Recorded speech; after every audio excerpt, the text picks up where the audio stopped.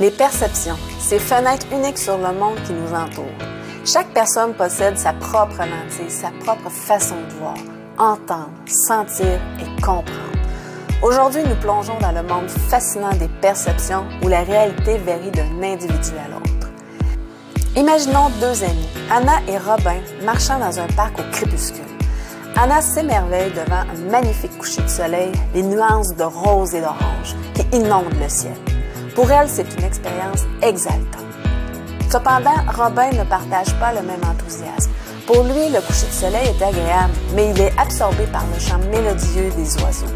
Les perceptions sensorielles d'Anna et de Robin diffèrent, même s'ils partagent le même instant. Les différences de perception vont au-delà des sens. Nos expériences passées, nos émotions et nos croyances façonnent également notre réalité. Considérons Sarah une aventurière intrépide. Pour Sarah, les montagnes sont des défis à relever, des opportunités d'exploration. Chaque sommet gravi est une victoire. Pourtant, son ami Daniel, qui a grandi dans une région montagneuse, perçoit les montagnes comme des paysages familiers. Et il ne ressent pas la même excitation que Sarah. Les perceptions façonnent également notre compréhension du monde qui nous entoure. Prenons l'exemple d'une simple pomme. Pour un agriculteur, la pomme est le fruit de son dur labeur, source de subsistance. Pour un artiste, elle est une muse, une source d'inspiration. Et pour un biologiste, elle est un miracle de la nature, une merveille de l'évolution. Chacun attribue à cette pomme une signification unique. Prenons Caroline et Noémie qui se retrouvent dans un parc face à une forme. Caroline voit un 6 alors que Noémie, de son point de vue, voit un 9.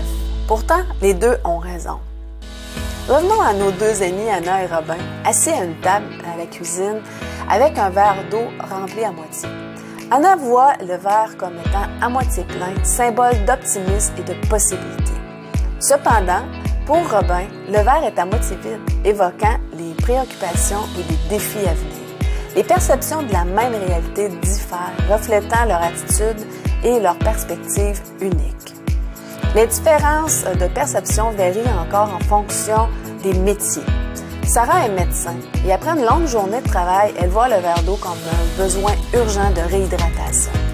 En revanche, son ami Daniel est un psychologue et il voit le verre comme une occasion de discuter des perceptions subjectives de la réalité. Imaginons maintenant un chimiste et un artiste contemplant ce même verre d'eau. Pour le chimiste, l'eau est une composition moléculaire complexe, une source d'études et de recherche.